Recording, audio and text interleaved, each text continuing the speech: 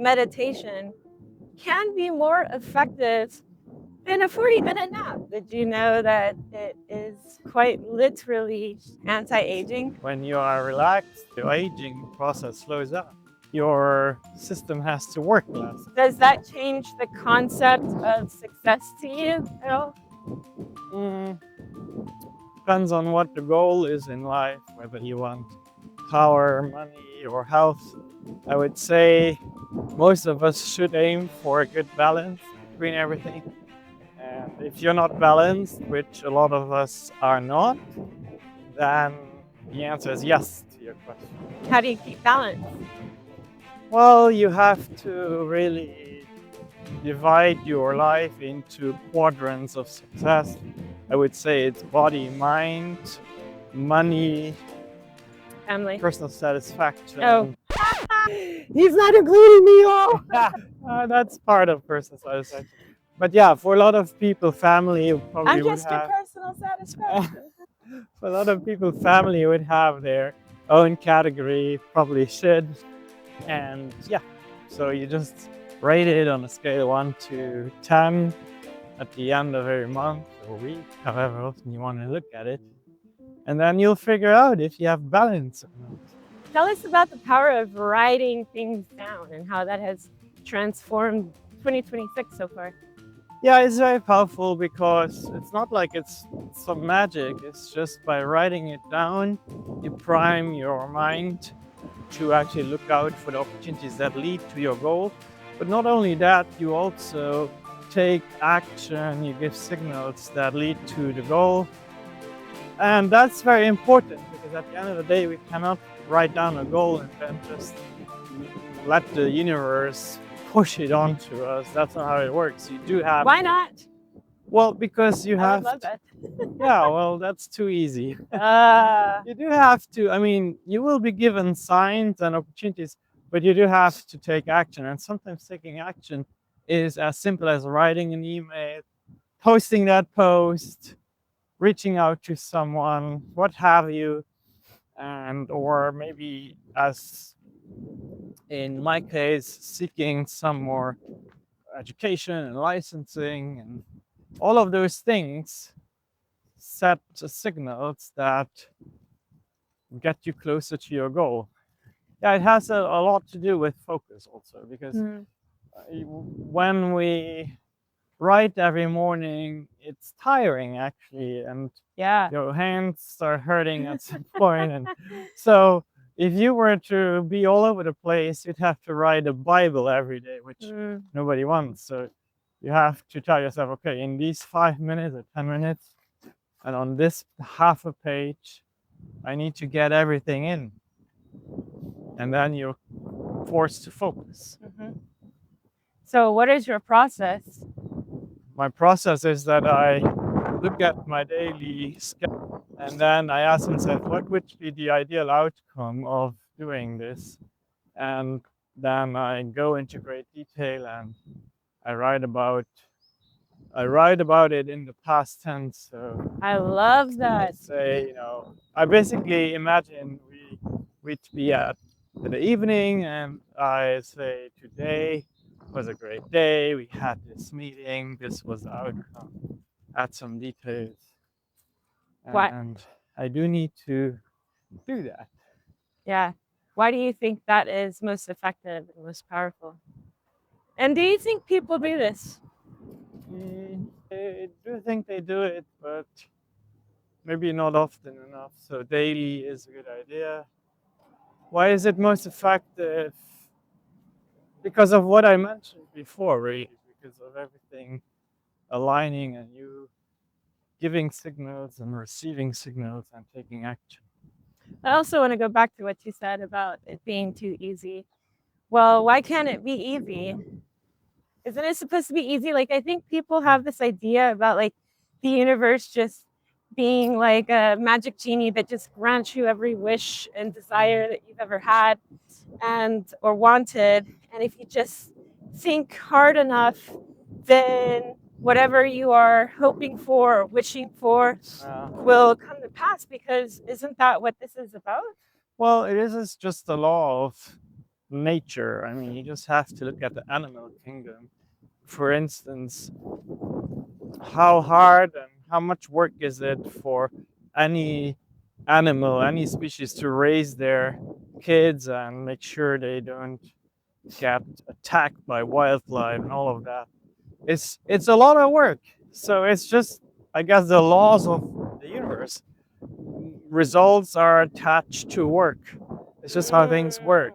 Nobody gets a free pass. But what about the people that work like super, super, super hard and they still don't see anything? Yeah, they probably have a. That's actually a great question. I think it has to do with seasonality. Like you have to work very hard for a long time to have the breakthrough. But it's also about limiting beliefs and about circumstances you create for yourself. For example, you can do the same very action or render the same service and do it either as an employee or as a self-employed person. Both approaches are valid, depends on what you want. But we all know that as a self-employed person, you can earn up to 10 times more for the very same action you do during a given hour. But of course, there's a difference. If you're self-employed, you take all the risk and responsibility. And if you're an employee, you let someone else to do all of that hard work. So, and I think, yeah. So, yeah, I think something else about it is like we're asking for things that we don't really want. And that's what we call counter intentions. So where I see it a lot of times when people come to us and they want healing, or at least they say they want healing. And then you give them the terms and the conditions of maintaining their health. And suddenly there's uproar. Not everyone and not all of the time. And maybe not even out loud, but quietly inside of the mind is this questioning of, do I want to give up eating this or drinking this? Or do I want to give up this habit of smoking or of getting high or whatever the habit is of, I don't know, what are some other, or do I want to actually start working out? And if I do I want to do it at this intensity? Whatever the block may be, I feel like people don't really, like they want the results, but they're not willing to work through, like do the progress to get that result. Is that possible that that could be something aside from just timing and things that you cannot control, at least when it comes to healing? Is it possible that counter intentions or worthiness, feelings of like not being worthy enough, can come into play with people seeing their healing and not? Which isn't to say people are like not thinking they're like worthy enough intentionally, but behind or beneath it all, maybe there's some counter intentions. You know what I mean?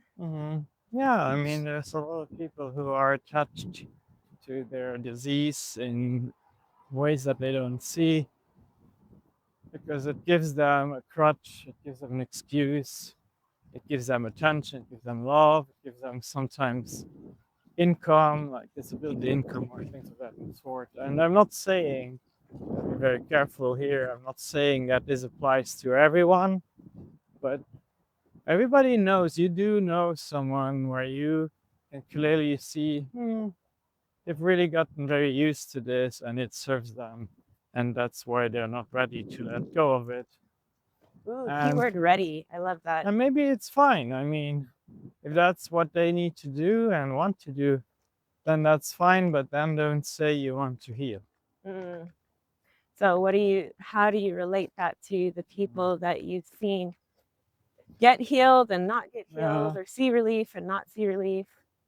Typically, people who are talked into seeing us or almost forced seeing us because someone else wants their healing more than they themselves, then it doesn't work, or it doesn't work as well, or they have setbacks. You know, you can be convinced by someone, but your level of desire for health needs to be at the same level. The other person cannot want it more than you do, or the healer cannot want it more than you do. Yeah. And that's something that is, especially with nerve-based diseases, those types of ailments where we don't see what is the cause, where the brain is at play, and all of those very subtle things, especially in that paradigm, it matters a lot.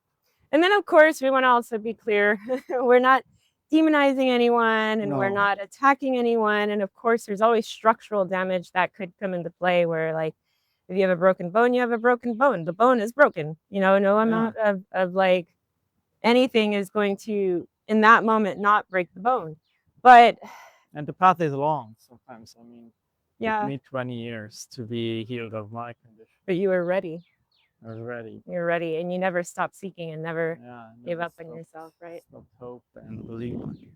So if you are thinking, oh, I might be ready to let go of some of these shackles that I have, or I just don't know how, like, I want to cultivate that mindset, then keep following us. You can reach out to us, you can DM us, you can come to our trainings. I have one on Saturday where I'm going to actually tell my story, and I know that you're going to learn to use the tools that can actually change your nervous system, which will then change your life. So thanks for listening, and don't forget to like and subscribe and comment and share this video if you found it to be useful. All right, we'll see you next time.